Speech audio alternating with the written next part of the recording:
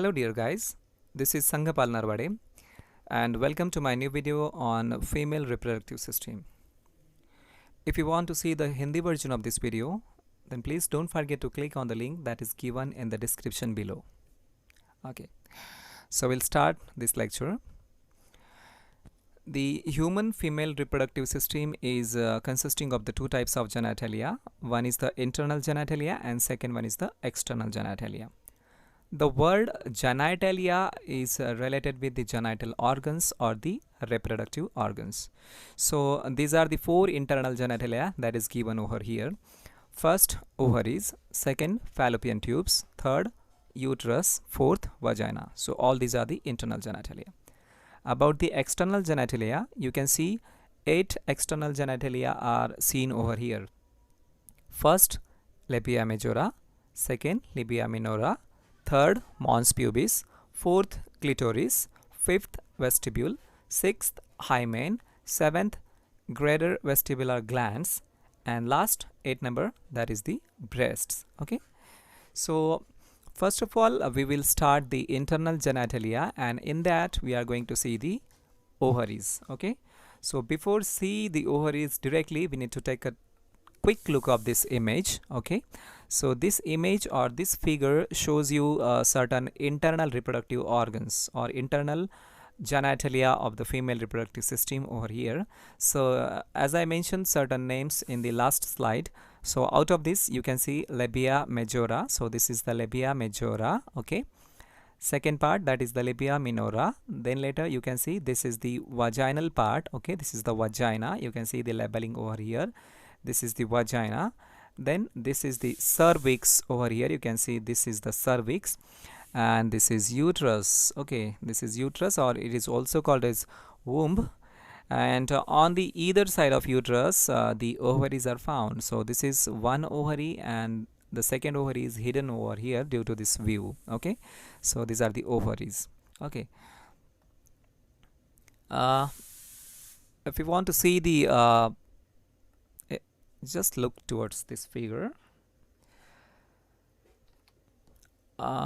From here, okay, just look at what this from here up to here. Okay, so this is a view, or this view is shown in the next figure that you can see. Okay, so this is the figure that shows the last view. So this is the uterus. Okay, on the either side of the uterus the ovaries are found. So this is the left ovary and this is the right ovary. Okay, this is the oviduct.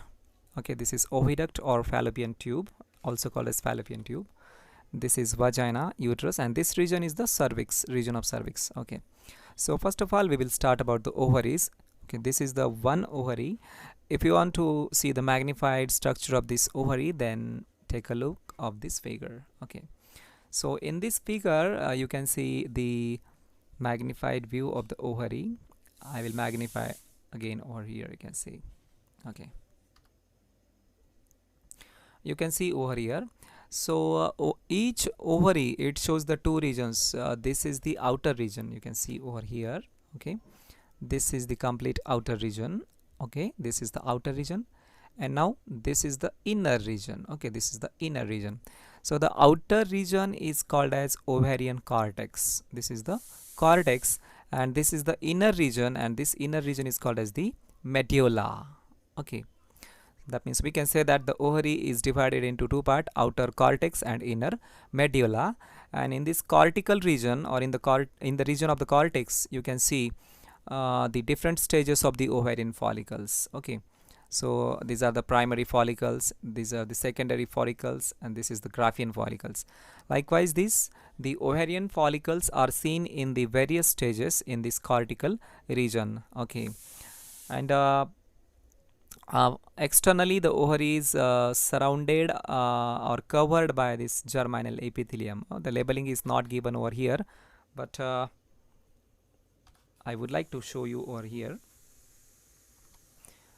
Just take a look of this. Take a look at this. See over here. So this is the lining. Okay, this is the lining. This is the external covering of the ovary, and this external covering of the ovary is called as the germinal epithelium. So this is the germinal epithelium, and this germinal epithelium is lined with the cuboidal epithelial cells. You can see the cells are found over here, likewise this. Okay, the cells that lines this germinal epithelium, these are called as germinal epithelial cells, or the type, specialized type is the cuboidal epithelial cells. Okay, so these are the cuboidal epithelial cells. So we'll talk about the ovary. So first point, ovaries are the primary sex organs, or these are also called as the female gonads. Okay, now why these are called as the primary sex organs? As we have seen in case of the testes, why testes are called as the primary sex organs? Because they produces the sperms. Likewise, that ovaries are called as primary sex organs because they produces the female gamete, and that is called as ovum or ova. Okay, these are also called as the female gonads.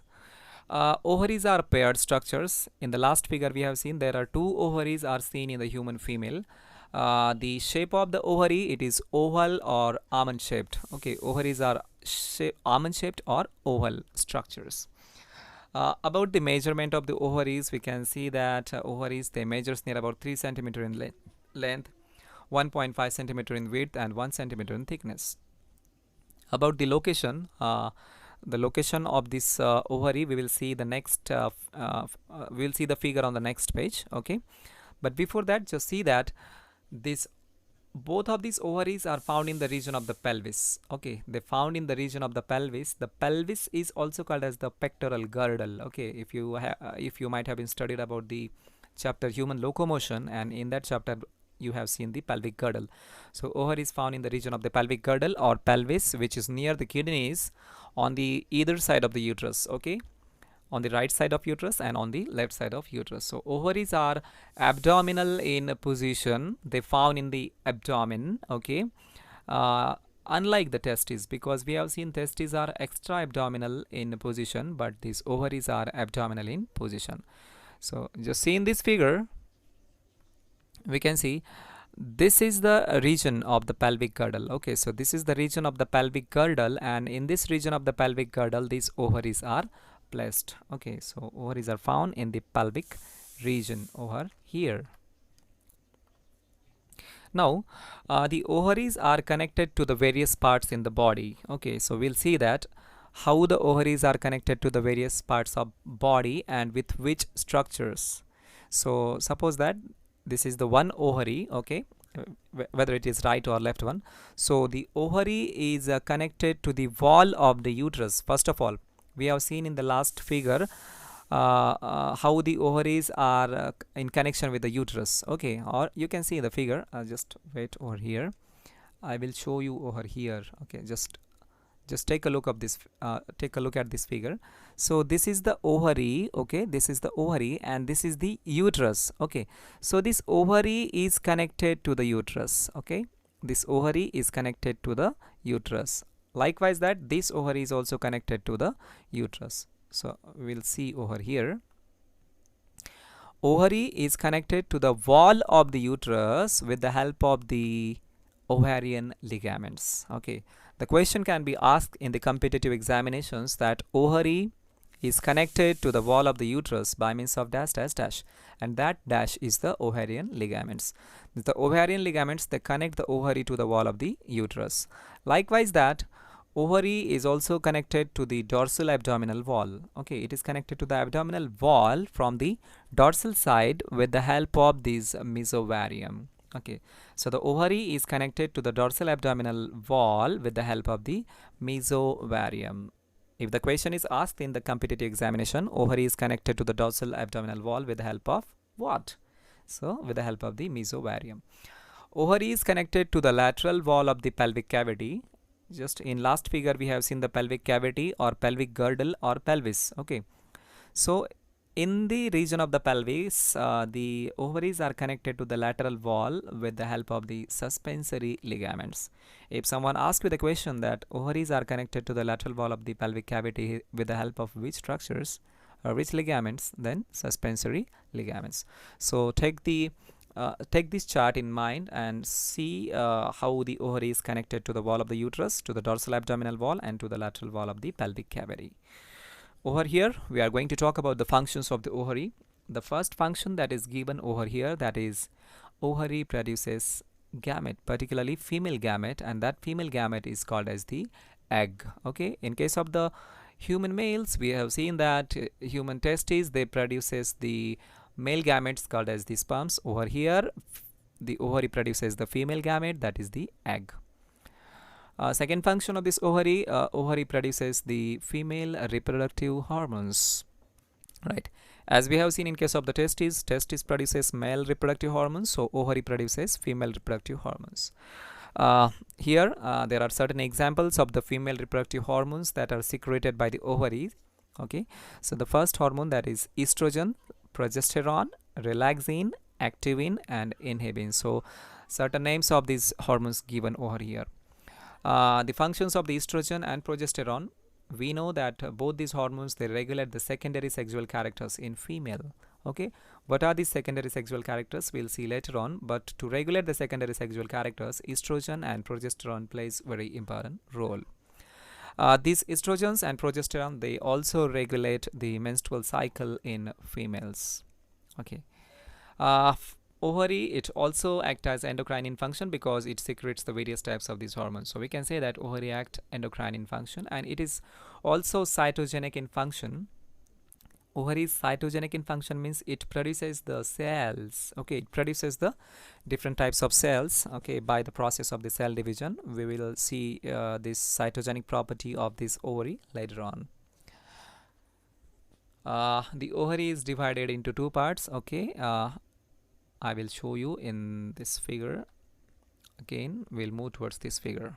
Okay, you can see that this is the cortical region of the ovary. Okay, this is the outer region of the ovary, that is called as cortex. Okay, this is the cortex, and this is the inner region of the ovary, and this inner region of ovary is called as medulla. Okay, so we can say that this ovary is divided into two parts, outer cortex and inner medulla. Okay,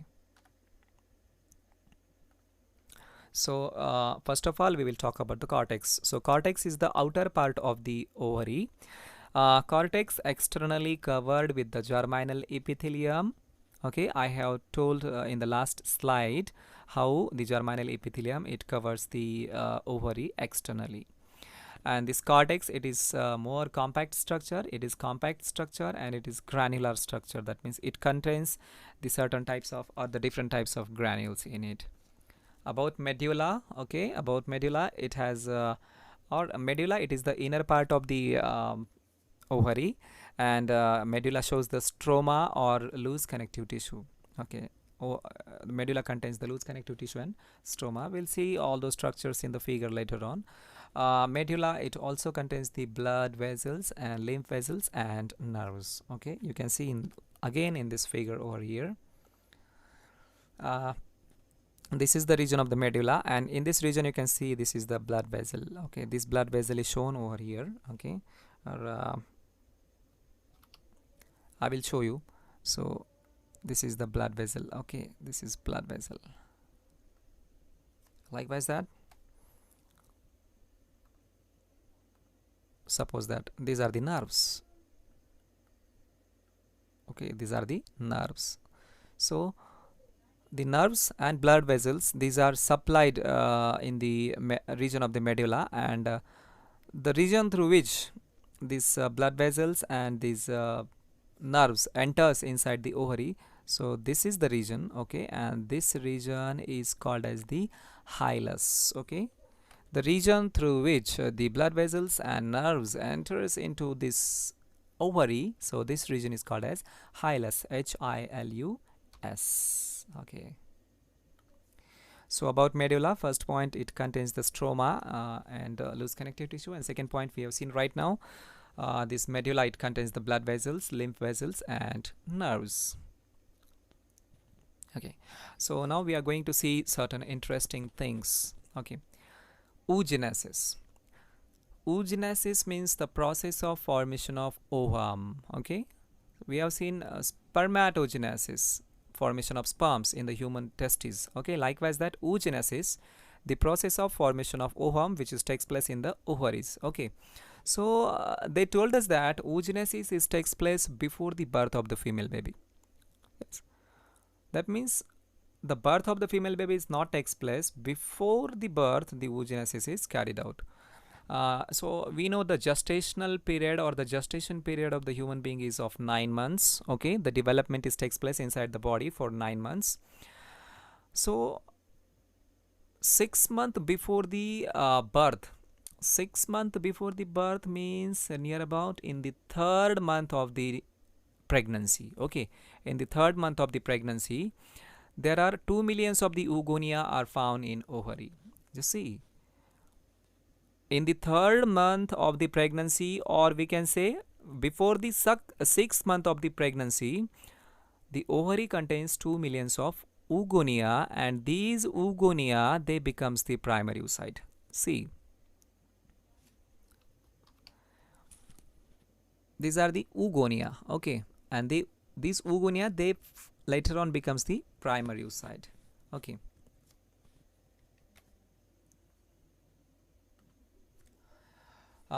At birth, near about 1 million of primordial follicles are found in each ovary. Just see, before the 6th month, 2 millions of oogonia are found, and they get converted into the primary oocyte. Okay, this is the thing that is seen in the 3rd month of the pregnancy. But at birth, that means after 6 months from this time period, okay, at the time of birth, 1 million of primordial follicles are seen in the ovary. Okay, so primary oocyte, and next form is called as the primary follicle. Okay, it's very simple. It's very simple that so this is the ovum. Okay, this is the ovum, and when this ovum is surrounded with a single layer of follicular cells, or these are called as the granulosa cells. Okay, so this is the single layer of the cells, single layer of cells that surrounds the ovum. Okay, so this structure is called as the primordial follicle. So this, in this blue color, this is the ovum, and in the red color I have shown a single layer of cells. These cells are called as the granulosa cells. Okay, so this structure is called as the primordial follicle. When the ovum is surrounded by a single layer of the granulosa cells, then this structure is called as the primordial follicle. Okay,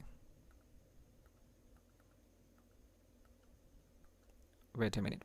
So to differentiate in between the different forms, okay, we need to see the various concepts over here.